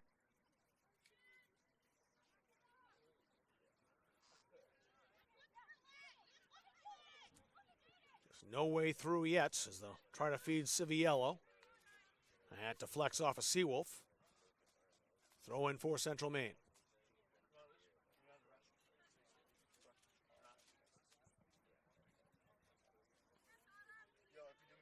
Polk steals. Rolled forward. Will skip off the turf, and the first one there, Eliason. Can tell the players have a little bit of difficulty with the wet, fast track out there right now as far as placing those through balls. You mentioned that in the first half, Caleb. Yeah, we could just overhear a comment coming from head coach Ethan Wells in front of the SMCC bench telling his team, good job, keep plugging away. They're going to link up one of these times. Civiello challenged. Regains possession. Pass bound for Kelsey. Intercepted. Martirano. They'll make the steal there as Poitras has now. There's some room in the middle. Also has Kiki Shepard arriving. That may have deflected. I think it did. Well, it did. It's a corner. Yeah, that one was well off target, but got helped out by the defender trying to bravely intervene with a left foot. That wasn't necessary, and Central Maine's going to get their second corner kick delivery of this game, and with how the play has been so stymied, these dead ball set pieces, a chance to serve it into the mixer, are even more precious. Have to get a good delivery here. It's Varney to take it. Setting up right-footed, out-swinging corner. Played short. Varney again with a left foot. Deflected off a defender. Strickland couldn't work it in. Maybe a chance now for the Seawolves to counter. Here they come with speed, if not numbers. Mustangs were back. The only attacker up ahead was Fiandaka. And Nelson had her covered well. Shepard. Shepard goes tumbling down with a Seawolf player as they collide. No point either direction. Assume that one's just going to go out for a throw in. So Maya Braley, who collided with the Mustangs rookie. It is just a throw. Central Maine possession.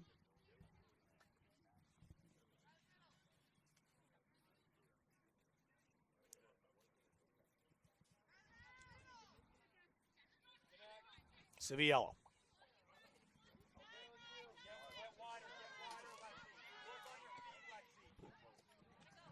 Kelsey down the touchline. She's racing for it and beaten just barely by Gilmore. A sub into the contest. That's Alyssa Rodriguez again, number 12. I tell you what, that was a magnificent ball down the touchline. Might not have linked up for a player to go sprinting ahead, but curling it to keep it in play and really gave Gilmore no other play but to just clear it out into touch. Yeah, Gilmore being so alert is why it wasn't a more dangerous play. She got there and just got the toe on it. Might have been the best pass of the game we've seen so far. Jade Niesman, there's a nice pass as she just found Kelsey again. A great defense once more by the Mustangs. Remington, as is her custom. Her play up the pitch is miskicked as a throw in for the Seawolves. Yeah, she could tell as soon as she went to go hit that one and let it roll a little too far out of the way of her plant foot, and she was going to hook that one, but did at least do her main job, which is get it out of the danger area. This will be a goal kick for Central Maine. In the 66th minute. Will we have someone break the deadlock in the next 24? Well, how brave are these coaches going to be? Every result in conference play is super precious, but you've got a situation here where meeting for the first time of the year, you got pride on the line.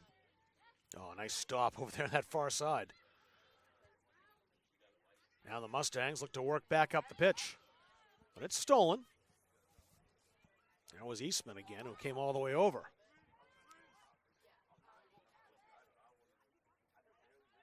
Southern Maine wanted a foul call there, didn't get it. Now it's the Mustangs with it, played ahead by Shepard. Attack going on here as it's slid back toward Poitras. Bounce past her. Breaking that up and booting it ahead, Gilmore. Martirano just outside the area. Switching to the right foot. Martirano into the area now. Can they turn and get the shot away? Caban in a good position. Sets herself up for the opportunity. But she tried to roll that through, was broken up. That was a chance. She probably should have let fire. Yeah, Rob Rodriguez drilling his team on taking those 25-yard or so shots in preparation for this game. He's not going to like seeing one let go begging, especially with, as we've said so many times now, how much of a premium are on scoring chances. Maybe one here coming. Walking the goal line. Thrown in the middle. Oh, and a shot right at the keeper and saved by Eliason. Best opportunity of the contest. And a chance that time for Fiandaca to open the scoring and score her first ever Southern Maine goal. Good velocity, but the placement, that's the part she didn't get right. Now Martirano back the other way to respond. Michaela Martirano, left-footed. Aubrey Gilbert at full stretch makes the stop. You can hear now with the stoppage point in play, Rob Rodriguez from the sideline imploring Lily Caban, if you get another shot, another chance from that area, take the shot. Great play here by Tanis to walk in, and Fiandaca right up the middle. Back to live action here. Martirano at the goal line. That's played out into touch for a Central Maine throw. And boy, what a chance that was for Fiandaca. Great ball laid on a platter across the 6 for her. Just has to plant that either side of the goalkeeper, and it's easily into the back of the net. But Eliason stood her ground well, and sometimes you just have to make eye contact with the shooter and induce that one right down the middle, and that's what happened. Make yourself big and hope you take up enough space. Caban weaving through defenders. Caban still. And it knocked off her foot, though. She was 1-on-3 and did well for a while. Remington had it for a moment. Into assists was Riley Pelletier, who slowed down the Seawolves' attack. Well, dare I say, Rob, we're seeing this game open up a little bit here. Both coaches being willing to send their players further forward, and this has all the all the telltale signs, I should say, of a game that is not going to end scoreless without some fantastic plays defensively. Well, both Rob Rodriguez and Ethan Wells know how important the 3 points would be here as opposed to just a single for the draw. Poitras played back. Was in Caban's vicinity. Was stolen by Rodriguez. Salazar. Up the sideline, but slowed down by the Mustangs. Salazar there again to defend. And plays it ahead once more for Southern Maine. Strickland. A turn outside, but Autumn Polk stood in her way. It's a throw in for the home side.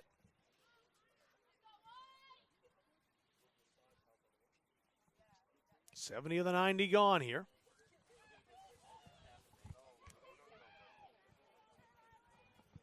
Played into the area, coming out Gilbert as that pass bound from Martirano didn't get there.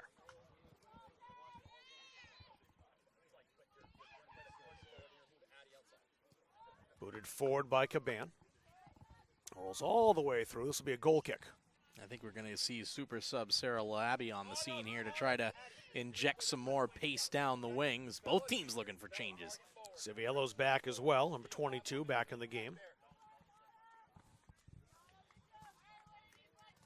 Labby's getting her first action, so completely rested, good speed. And has those finishing skills that could come in handy right now for the Mustangs if they can get her a chance. Well, how many times have we seen a ball set up on a player's left foot and not be their strong foot? She certainly has a strong left foot if she gets one of those opportunities. Alexis Kelsey. Eastman.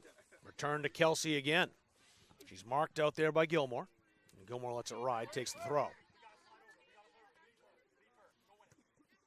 The Mustangs will get to do it again.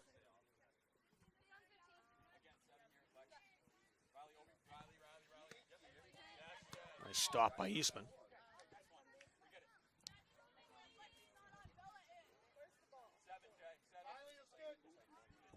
Olivia Varney coming over to take the throw this time. Yankee Conference All-Star last year, her freshman year. Marano plays it into space. Battle of eights as Poitras racing with Devin Kenny. Kenny. Marano intercepts.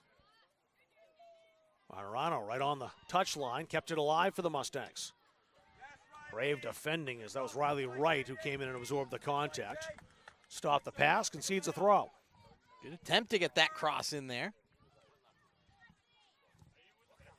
Riley Pelletier was cut out. Remington again with the instep. Caban heads it high. Caban with it here. Played it back in support to Strickland. Strickland bothered by Civiello. Strickland recovering. Civiello knocked it back again. Problem for Eastman is trying to pass that back. Riley Wright is just waiting for it, and there she is now. And has help from Kelsey coming in on the far side. Wright holds. Civiello, and a save made. Devin Eliason again coming up big, holding on to that near post. Making the save from Jordan Civiello. Oh, what a beautiful move it was down that far side to set that one up. I think Tanis there just carving open as she continued to hassle Strickland into blocked clearance after blocked clearance. Made a nice move there to cut it back, and for the second time in this second half, a good ball on a slide rule pass into the area to set somebody up, and the shot ends up right down the middle at the keeper. I get the feeling if anyone's going to set up a goal for the Seawolves team, it's going to be Isabel Tanis, who strangely enough doesn't have an assist in her career, I don't believe. 5 goals, but no helpers at this point. You would know why she can't pass to herself in the that middle must be to it. set it up. Marano, a nice move, shifting in. Long shot from distance, and that just drifted wide. She did have help coming in the back post. It was just out of the reach of the on-rushing Jalen Poitras. She's got a powerful boot, but that's a long way out, and from a tighter angle that far left. But this this point in the game, you take those chances, see what happens. Yeah, tight angle, long distance. The keeper's only given up 4 goals on the season and only 1 outside of the NHTI game. That's part of the problem as well, as it takes a pretty good shot from distance to beat Aubrey Gilbert. There's a foul called on Martirano as Kelsey went tumbling. Well, we have a goal, 15 minutes and change. Minute 75 of the 90 here in Auburn. Heavy touch by Eastman. That turned it over to Varney. And Eastman back on it. Played in that far side. Fiandaka. Jocelyn Civiello. That's a nice ball to connect with the on-rushing teammate in space. Rolled in toward the goal again. Jade Eastman not happy with her delivery there. She kind of stopped and threw her head up to the sky. Not what she wanted. This game heads into the final quarter of an hour here, Rob. Has all the hallmarks of another tight one between the two rivals. Last year was a 1-0 game on home field here for the Mustangs. Of course, difference being this year that both games are countable in the conference standings. So, Alexis Kelsey into the area. Here's a chance. Kelsey to the 18, passed outside, and a shot off the bar. That was Civiello. That's as close as anyone's come. Kelsey setting up Jocelyn Civiello, who came very close to unlocking the deadlock here. Then the follow-up chance in the box as well, with Eliason trying to scramble back into position. That was blocked. His great move, didn't need to get by the defender, just open up a little bit of space and let fly. Did Remington recover too as she deflected that ball and then got right back in the way to block the second effort. Is that Fiandaka or Tanis, I think, it was who had the Tanis, shot there? It was Tanis on the shot. Very close. All she needed to do was have that ball bounce a little bit faster back to her before the defender could cut off her path, because there was an open side of the net with Eliason trying to scramble back to her balancing feet. And look who has come back to the substitution area from the bench. Emma Koch, after taking the hard hit to the face. She'll check into the next opportunity for the Mustangs. Aubrey Gilbert boots it downfield. Trapped by Rodriguez, but played back. No one there in white, though. Gilbert will come and clean it up.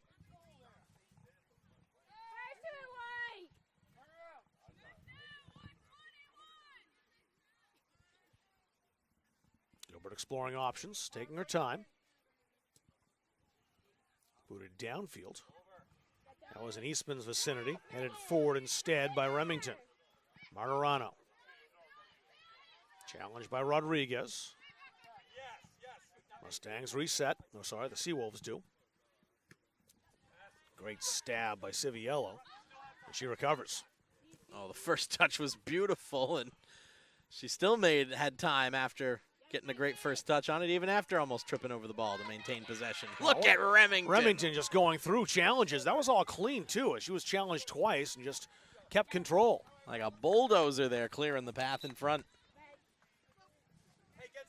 So a throw in for the Mustangs. And it's she who is coming off here. She deserves a break. Has to be spent after the amount of covering she has done everywhere on the field defensively. Poitras. To the edge of the area once again. Played back for a shot, and it bounces in on goal, Pelletier. And Aubrey Gilbert charging over Labby, I believe. Yeah. Sarah Labby is down. That's picked up by Heather Nelson. Nelson working forward, and we have a whistle here as Labby's still down. And the referee will stop the clock with 11:48 to go. Labby's definitely took the worst of that contact with Aubrey Gilbert. Oh, and I think Rob that Rodriguez. was one comment too many from the sideline. Yeah, Rob Rodriguez in the yellow card here.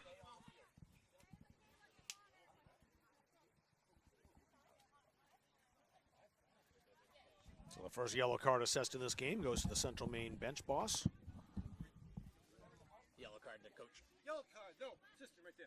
No, went to the assistant coach. I got you.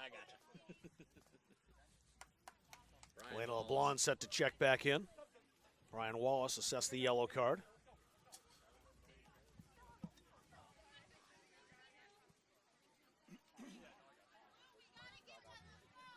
Quick chance to chat for both teams. Ethan Wells has talked to his Seawolves, Rod Rodriguez. Only a conversation now with Poitras. We'll take a look at our next game coming up. It's 2 nights from now, weather permitting. We're keeping an eye on that forecast, but hopefully with the weather cooperates. If so, we have a doubleheader. The women will start against Word of Life at 5 o'clock. The men follow at 7 o'clock. Great doubleheader on a Thursday night here in Auburn. More Yankee Conference action. So the yellow card there not issued to head coach Rob Rodriguez. That was assistant coach Brian Wallace on the sideline who picked up that caution. Just letting the emotions get the best of him, but you can understand being upset. That is one of the things that they have changed to the laws of the game, no longer requiring a stoppage in play for an injured player when the referee suspects a head injury. And there's certainly the concern about that after the collision with the keeper. And Sarah Labby had just checked into the game, too. She's only out there for a couple of minutes, and she just had some, well, just terrible luck with injuries. Yeah, has that right thigh pretty well wrapped coming off, and it looks like might be favoring the legs a little bit. And she'll get a ride back, too, as you're about to see the golf car. There's the Mustangs. Golf car at the top of your screen. Dave Gagne out to help Sarah Labby. Doesn't want the help. She's going to come off. Yeah. Upright. Get some help from the training staff, but she'll walk off. Good kid in her season back here now as a junior after missing out last year. And trying to make an impact there when you're only going to have a few minutes coming off the bench. You're trying to be the super sub. Speed in on everything. She was doing everything she could to get to that ball coming off the long distance shot that was arrowed in, hoping there was going to be a spill from Gilbert. The goalkeeper not doing anything wrong there. That's the right to get to the ball. It's just those types of collisions that are going to happen. Back to open play here, Varney. Work that ahead to Martirano again. Back to Varney. Gilmore in to help out. Martirano tried Tried to go outside. Shielded well by Riley Wright, but Martirano still battling. Wright, though, emerging. That's brought right back, though, by Jalen Poitras. Just trying to find a way to shift herself free onto her stronger right foot. Martirano to the edge of the area. Varney popped that ahead. Gilmore has that deflect. Martirano reached for it. Didn't make much contact. It's played out into touch, and it's a throw in for Southern Maine.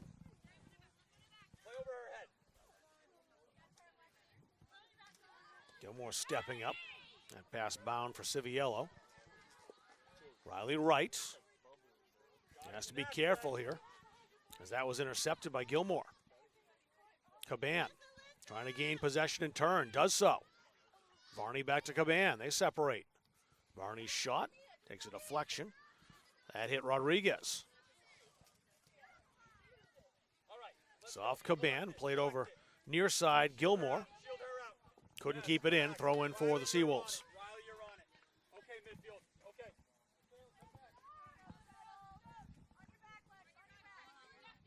Kelsey. Great battle with Gilmore. Gilmore plays that up to touch as well. Riley Wright will take the throw for Southern Maine. 80 minutes gone into the last 10. Martirano down the left side. Dispossessed by Wright. There's Pelletier. Little space for her. Left-footed ahead to the edge of the area. It's over her head. Alexis Kelsey once again looking for options. Koch. Handed that right to Civiello. Koch there to force her back. And eventually force the turnover as that's booted ahead by Strickland. Now maybe a chance now. Poitras is in. Poitras! Saved by Gilmore. Or Gilbert, rather. Aubrey Gilbert with the save. Wow. Two great saves at that end tonight. Eliason with one, Gilbert with that one, and the skipper comes in and is picked up by Gilbert again. Good effort there from Caban, but how about that save? We gave a bunch of credit to Eliason in the first half for coming out to smother the one-on-one opportunity. Gilbert not quite as much needing to come out for that, but still kept herself big and made an outstanding save, as we've seen Poitras, well, almost last time out against UMA. Similar position in the field. She tucked one into the corner for what proved to be the game winner. She's got it again. And it hopped off her foot. Eastman looking downfield. We're in next goal win territory now, that's for sure. If there is to be a goal.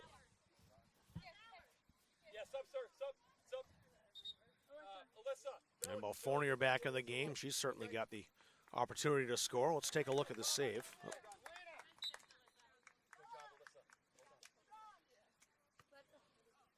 So there's Poitras bearing down Gilbert by the 6-yard box, now up by the spot. Just made herself big and made a great save there to deny Poitras. Let's come back to play here. Nice job by Martirano to play the ball off the defender and get Central Maine a throw-in, but not able to do anything with it. Kelsey, plenty of space. Civiello. Jocelyn Civiello. Got drilled by Koch. That'll be a foul. And a free kick. Not many fouls called in this game. But an opportunity here for the Seawolves. Trying to conjure something up inside the area off this set piece. Yeah, a little too much extra there with the follow-through from the arms. It wasn't necessarily the challenge on the ball that led to that free kick. And the outstretched forearm will get called every time. Annabelle Fournier will deliver into the area. Here it is. Gets through, deflected high. And off the upright. Still loose in the area. And cleared away. Wow, he couldn't get much closer to scoring than the Seawolves just did. Second time the crossbar has come to the aid of Devin Eliason behind her. And Eliason there, too, to take care of the rebound and deflect that. The defense did the rest. More chances here in the second half as these teams look for what would likely be a game winner. With only 6 minutes and change remaining. Martirano, almost stole that. Now the Mustangs do have it. Worked ahead now. Varney, her pass was cut out. Something was going there for Central Maine, no doubt, and a great defensive play by Wright. Varney had all the space in the world there as the clearance found her with no Seawolves around and did the right thing trying to draw the defender in close, but just couldn't get the pass wide enough to get it back to Martirano.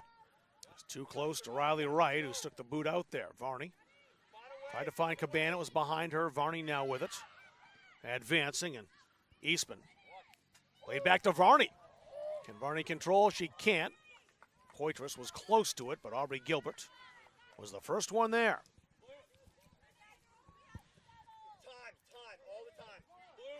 Kelsey had it stolen by Bianca Gilmore. Now Gilmore on the move. Ran into a pair of defenders, just turned inside. It was stolen. Jade Eastman and Alexis Kelsey both there. Civiello. Kelsey's arrived. Alexis Kelsey stood up. Koch plays that ahead. Now Martirano. Good ball to head that out of there as Martirano was trying to find Poitras. Now you've almost got the problem of both teams trying too much to stretch the field forward. Varney that time for Martirano wide open in the center part of the field to play the pass to. Seawolves, similar problem on their last foray down there. Both teams have one thought in their mind right now, and it's score what would surely be the game winner at this point. Kevin Kenny made a nice play, though, to head that would-be pass out of there. Gilmore. Deflected off Kelsey. And there's a throw-in for the Mustangs. Martirano stepped in front of Wright. Varney ahead. Caban almost. But Braley, who's been so good in the middle of that defense, rockets it away. Civiello. That's played back. Not intentionally, just deflected off the foot of the defender, and that's why the keeper, Eliason, could pick it up.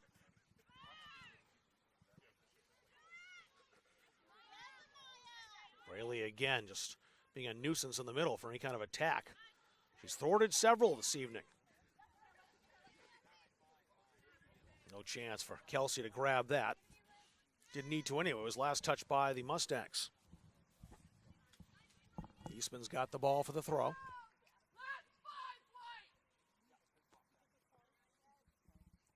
Allie Salt, assistant coach, yelling encouragement from the sideline for Central Maine. Final 5 minutes here is always the time when you have to dig deep, when the legs are burning and you're feeling the exhaustion settling in. What do you have left in the tank to try to push through?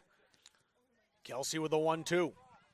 Alexis Kelsey, there's the cross. And a good one as well. Deflected in the area. Played out of there by Riley Pelletier, who was the first one to it. Seawolves threatening.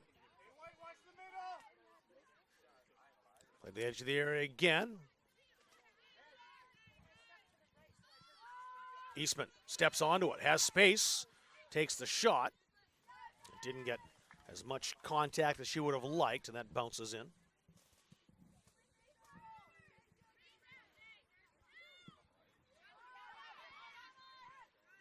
Headed to Martirano. Pop that into the middle. Braley. Her header picked up by Eastman. Chested down by Caban. Caban wanted to play LeBlanc through, was behind her. And went through Kelsey. Gilmore racing for it. Fournier there too. Gilmore defeats Fournier. A throw in for the Mustangs. That'll get Megan Remington back in with 2.5 to go.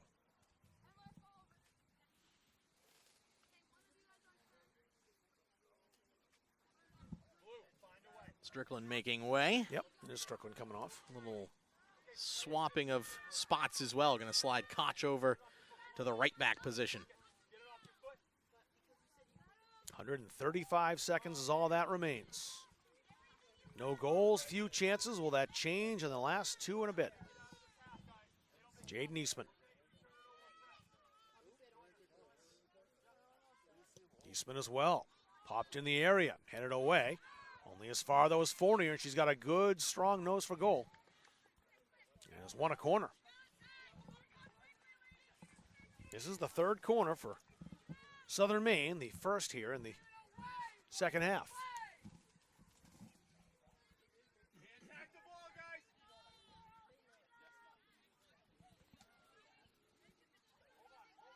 May as well be golden goal right now with just 90 ticks of the clock left. If anyone scores, that you would think that would be enough. Southern Maine setting up for the crucial corner. Here it is. Headed high and cleared. Seawolves back on it, though. That's Eastman again. Poitras working outside. Salazar has patrolled that left fullback position out there to defend. And a throw in for the Seawolves as we're under a minute to go.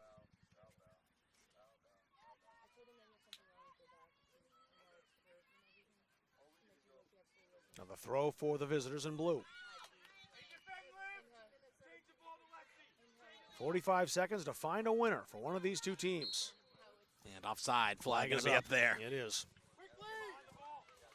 Not much time. Maybe time for one more rush if the Mustangs hurry, because they have the free kick on the offside.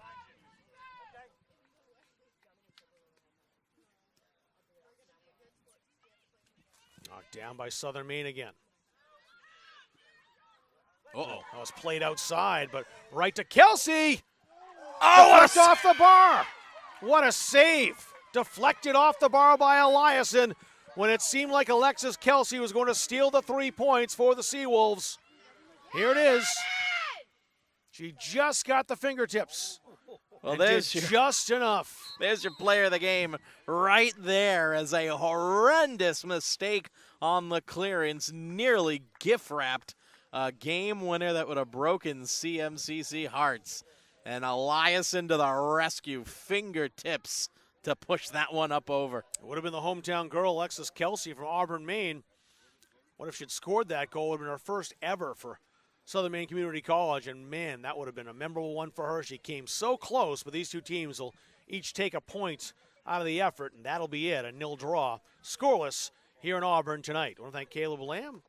Also want to thank Rob Munzing. We'll keep it here for a second. Want to see that again? Yeah, here's your player of the game, Rob Munzing. Didn't What's do a foot wrong pretty much all game, and Eliason full stretch to get up over, and tell you what, that was save number 10 on the night for her right there, and a full 5 alarm, 10 from even the East Russian judge on that effort there. So perfect save made at the end. Preserves the goalless draw here. A point apiece for the Mustangs and the Seawolves.